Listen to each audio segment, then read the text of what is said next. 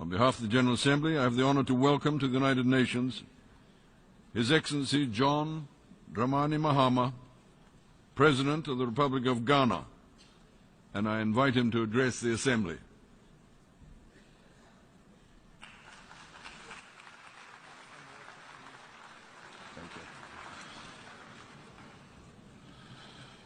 Thank you, my brother and President of the 71st session of the United Nations General Assembly, Mr. Secretary General, colleagues, delegates to the Assembly. Allow me to first congratulate Ambassador Peter Thompson on your election as President of the General Assembly and to assure you of Ghana's support and cooperation during this 71st session and throughout your tenure. I congratulate also Secretary General Ban Ki-moon for his selfless and dedicated service to our organization over the past 8 years and for the achievements during his tenure of office. His time as Secretary General witnessed some key defining moments for the United Nations in the maintenance of international peace and security, development and human rights, and I commend him for his leadership. I am the President of the Republic of Ghana. I was born 1 year after my country gained independence from colonial domination in 1957. I was born in the same year as Michael Jackson, whose untimely tragic death shocked the whole world. Michael was also known as the King of Pop and was one of the greatest entertainers that ever lived. The words of his 1991 hit song, "Heal the World," continues to echo to us from his grave. Michael Jackson sang, and I quote, "Heal the world, make the world a better place for you and for me and the entire human race." His song was released in 1991 and came at a time of excitement for the whole world. In the 58 years of my life, I have seen the world change more rapidly than in the millions of years of its existence. My life has spanned the excitement of the post-war era, the heady days of our liberation from colonial rule in Africa, the Apollo moon landing, the Cold War, the excitement at the fall of the Berlin Wall, the era of globalization, the end of apartheid, the global progress of the MDGs, the Arab Spring, Brexit, China's slowdown, SDGs, ISIS, cyber attacks, and it goes on and on and on and on. Mr. President, our world today is more complicated than it has ever been. And the question I ask is, what happened to the ideals that gave birth to this organization, the United Nations? What happened to that enthusiasm that captured the spirit of the post-war world, that envisioned peace, safety, and security for all of mankind? What happened to the excitement at the thawing of the Cold War? And what happened to our joy at the collapse of apartheid? The era of the Cold War created a paradoxical safety and security. The bipolar world and the arms race assured mutual destruction from any nuclear war. And therefore, the world was a more predictable place. Those of us in developing countries hid behind our shield of the non-aligned movement. We marched against nuclear armaments and envisioned the day the nuclear arms race would end so that the trillions of dollars that were being spent by the superpowers on nuclear weapons will yield a dividend that will create a life of prosperity for all people on earth. President Reagan stood before the Brandenburg Gate in Berlin in 1987 and said, "Mr. Gorbachev," I quote, "Mr. Gorbachev, open this gate. Mr. Gorbachev, tear down this wall." Quotations closed. In President Reagan's words, walls cannot withstand faith, walls cannot withstand truth, and walls cannot withstand freedom. The fall of the Berlin Wall envisioned a new world, the era of globalization, an age where trade and interaction amongst people of the world would spread prosperity across the globe. It did somewhat. The rise of the Asian tigers, the emerging world, China, Brazil, South Africa, India, the turn of the millennium and the MDGs raised millions of people out of poverty A young man in West Africa drops out of school and takes to selling petty items along the streets of the city. Agreeing with 4 of his friends, they decide to raise money and try to make it to the greener pastures of Europe. They pay their way through Niger and arrive at Agadez, from where they brave the trek of death. This is a dangerous hike across the harshest desert on earth, the Sahara. They are attacked by bandits along the way and robbed of all their money and provisions. They are rescued by some good Samaritan. 2 members of their group do not make it through the desert crossing. After months of living under the threat of death from many of the armed groups, including ISIS in Libya, they finally board an overloaded dinghy bound for Italy. Rescued from the sea after their dinghy capsized, only one of them remained, held in a refugee center in Italy.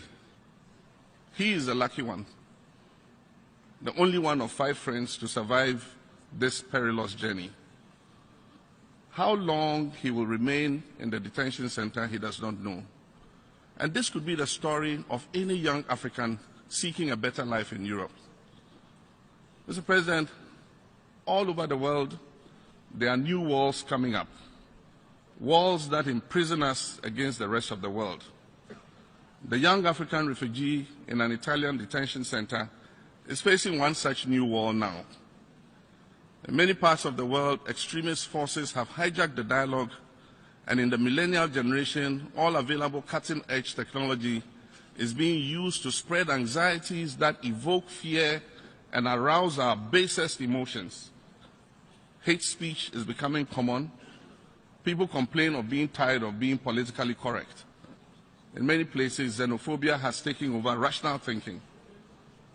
In the vote on Brexit, the specter of a flood of Syrian refugees was used as the instrument for propelling an exit from the European Union. It is a paradox of our world that nearly 30 years after President Reagan called for the Berlin Wall to be torn down, new walls are springing up everywhere. And yet we have the resources in this world to guarantee each person a decent life. In the implementation of the MDGs, despite the minimal resources that were injected by the wealthy nations, we managed by prioritizing our spending to put more children in school than ever before in our history. We managed to pull more than 40% of the world's people out of extreme poverty. In Valletta, the European Union put 1.8 billion euros into an emergency fund to cooperate with Africa in curbing unregulated migration. And yet, with a significant share of the world's arable lands, a youthful labor force, a significant share of the world's natural resources, a reordering of economic relations could create boundless opportunities that will keep young Africans at home and not risk their lives across these perilous journeys. Removing subsidies to farmers of the advanced world will create an even playing field for African farmers to compete. Removing revenue and non-revenue barriers to African produce would give African agriculture a fighting chance. Mr. President, some of the young Africans who hazard the desert and the Mediterranean Sea to cross to Europe from my country are young poultry farmers or other entrepreneurs who sell their shops and undertake the journey because they can no longer compete with the tons of frozen chicken dumped on African markets annually, or the adverse business environment they have to face. Africa does not need your sympathy or overseas development assistance.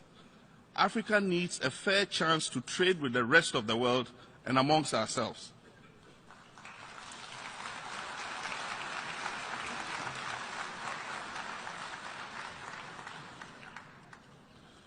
The progress towards the creation of a continental free trade area is commendable and must be fast-tracked. Raising intra-African trade alone from the paltry average of 15% will create better business opportunities for African youth. We can achieve a lot in collaboration with the rest of the world, and yet we must realize that a lot also rests within our own capacity to achieve as Africans. Recently, I took the decision as president to allow citizens of other African countries traveling to Ghana to obtain visas on arrival. This would stimulate trade and investment if it were replicated across the whole of the continent. Structural reforms are required in many areas. Governance is also a critical area that requires reform in Africa.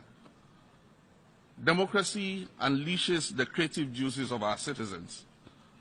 Africa has made remarkable progress. Elections are held regularly, civil society groups and think tanks have become more vocal, and the media is increasingly free. And yet there's a lot more that we can do to allow Africans the space to express themselves. Democracy is not a one-size-fits-all system. Different countries are at different stages of the democratic journey. Democracy evolves and cannot be forced on a people. It doesn't help for biggest powers to go proselytizing democracy across the continent. It can have its negative consequences, as we're experiencing in parts of North Africa and the Middle East. But still, a properly functioning peer system can avoid some of the meltdowns we're experiencing in some African countries due to the desire to remain in office interminably. Mr. President, the mistake with Africa is that we're seen as a homogeneous unit and treated as such, not taking cognizance that we are a whole continent with different aspirations, different cultures, democracies, and even economic development. Human progress is not a seamless movement forward. It encompasses periods of reversal, mistakes, fumbling, and even falling. All parts of the world have been through this. They have learned from their mistakes, they've picked themselves up after a fall, and they've continued moving forward. Africa must be allowed the same latitude. A few years ago, the term African Rising painted a continent on the move. Recent headwinds experienced due to China's slowdown and the collapse of commodity prices have got some African skeptics gloating again over how nothing good can come out of this continent. Africa is a continent of 54 countries at different stages of progress and development. And there must be room for us to make our mistakes and learn from those mistakes. Africa has the potential to be the next continent on the rise. There's a lot going for Africa.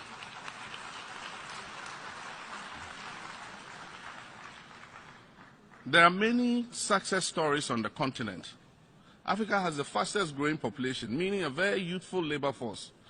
It has the fastest growing middle class with increasing disposable incomes. It has the fastest growing information and communication technology networks in the world. Africa needs strengthened institutions, and we're working to build them. We must ingrain transparency and integrity more and more in our governance systems. President Obama said on his historic visit to Ghana that what Africa needs is strong institutions. We must strengthen our institutions of governance to eliminate the incidence of corruption that impoverishes our people. Mr. President, my country, Ghana, is a part of Africa's success story. I'm proud of my country.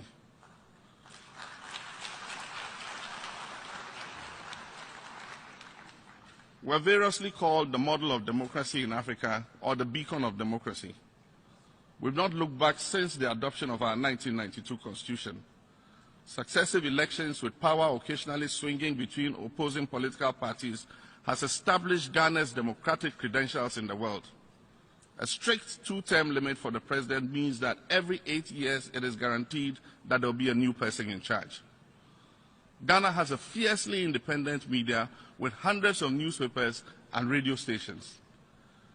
And I always say jokingly to my colleagues that in Ghana, I have 27 million presidents, all of whom know my job better than I.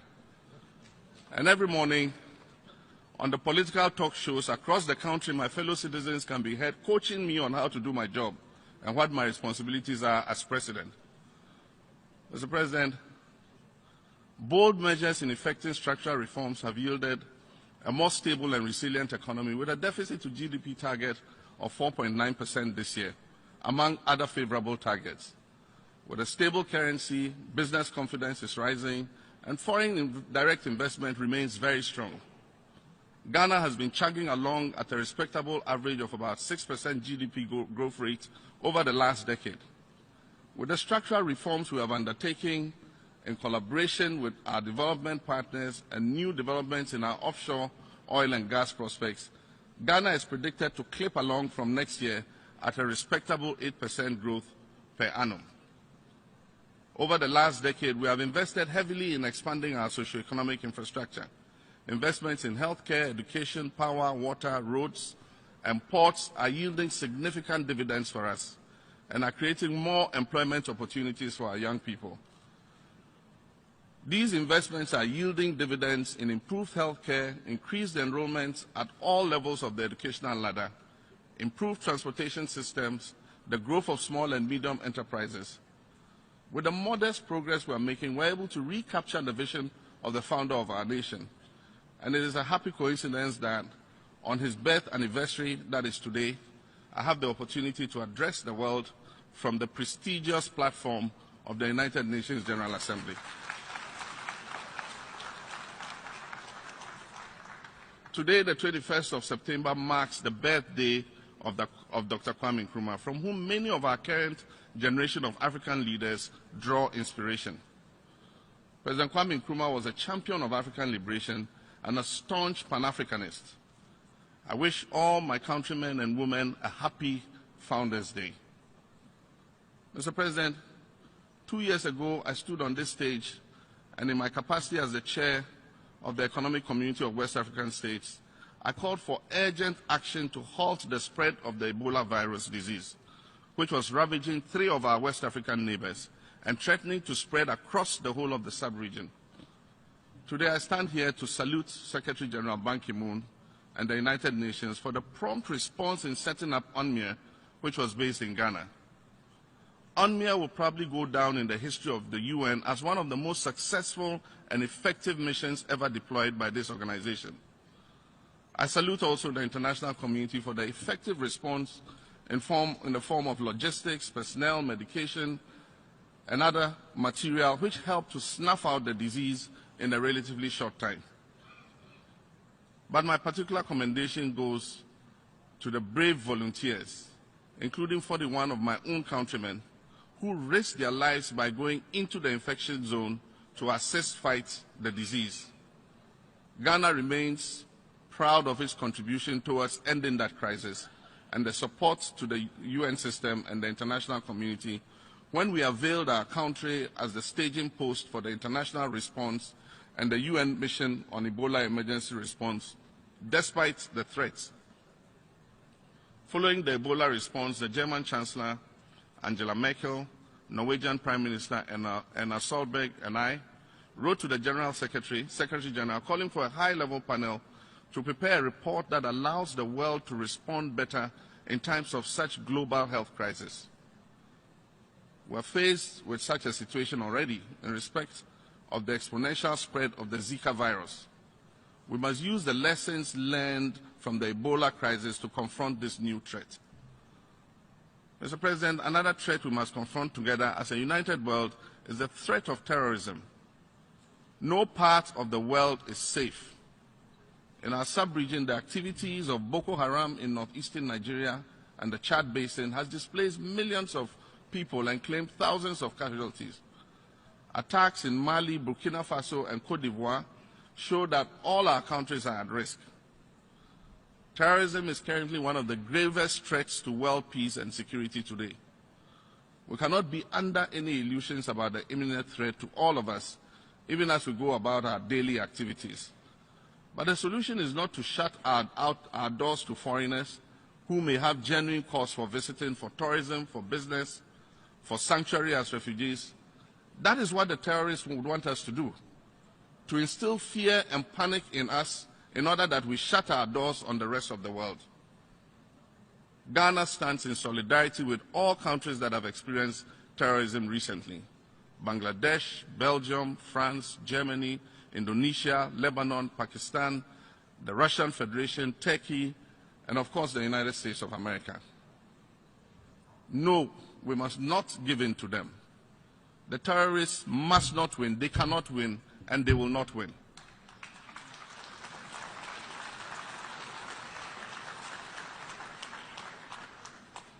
Mr. President, I wish to commend the United States and Cuba for the progress made in thawing the relations between the two neighbors. We've all been watching with excitement the removal of some of the last vestiges of the Cold War with the reopening of embassies in the two capitals, the historic visit of President Obama, and the resumption of flights between the two countries. It is time to take the remaining steps to completely lift the blockade on Cuba, and it is my hope that this can be achieved.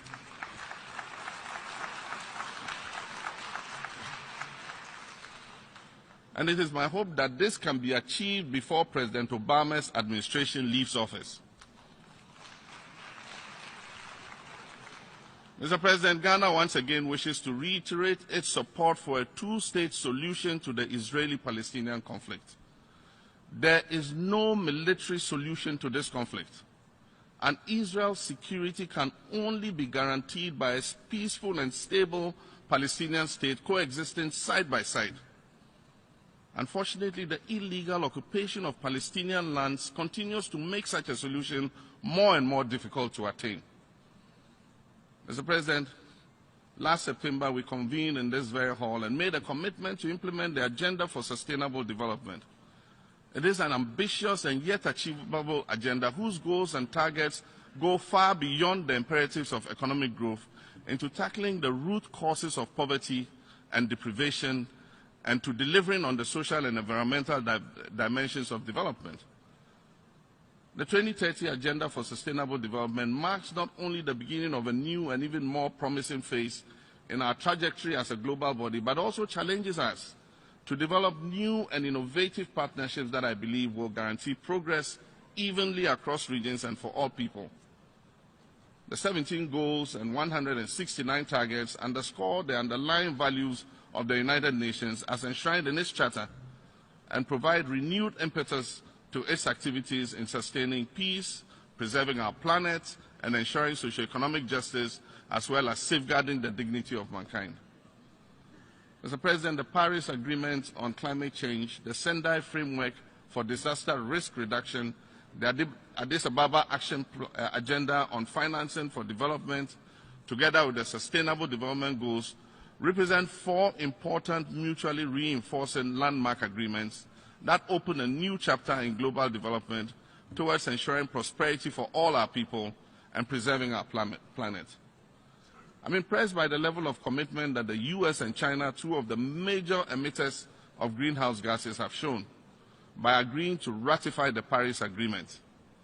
I hope that this will be the catalyst that brings the agreement into force and unequivocally state our commitment as a generation towards bequeathing a better world to future generations. Mr. President, we must not fail to do this. It is also our responsibility as leaders to move beyond norm setting to delivering on our commitments at the national, regional, and global levels. Even if we do not achieve all at the same time, it must not be for want of effort.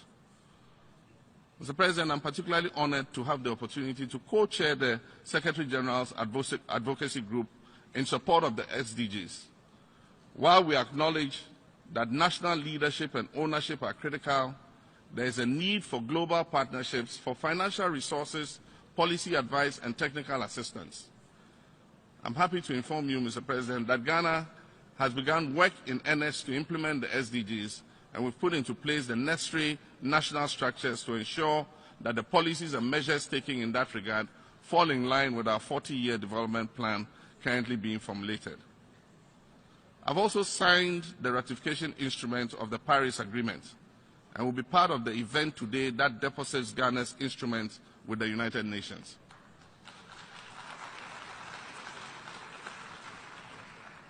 Mr. President, the United Nations Security Council remains an important source of legitimacy for international action on peace and security. While Africa accounts for close to 1/3 of the UN membership and nearly 2/3 of the work of the Council, it remains woefully underrepresented in the permanent and non-permanent categories.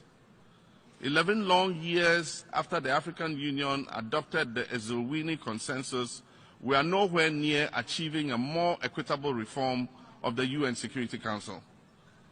Mr. President, this will continue to remain a scar on the conscience of this world body if not remedied as quickly as possible. Mr. President, Ghana is a leading democracy in Africa. I stand before the world today to declare that just as we have done in the past, my country will go to the polls this December. And the processes before, during, and after will mark a further consolidation of Ghana's credentials as a leading world democracy. In conclusion, let me once again express my sincere appreciation to Secretary General Ban Ki-moon for his extraordinary leadership during his tenure as Secretary General of the United Nations. The people of Ghana, my wife and I, wish you and Mrs. Ban Sh0ck well in your future endeavors. It is my wish that history will record our time here in this UN General Assembly Hall as one that gave reality to Michael Jackson's song, "Heal the world, make the world a better place for you and for me and for the entire human race." Mr. President, I thank you for the opportunity.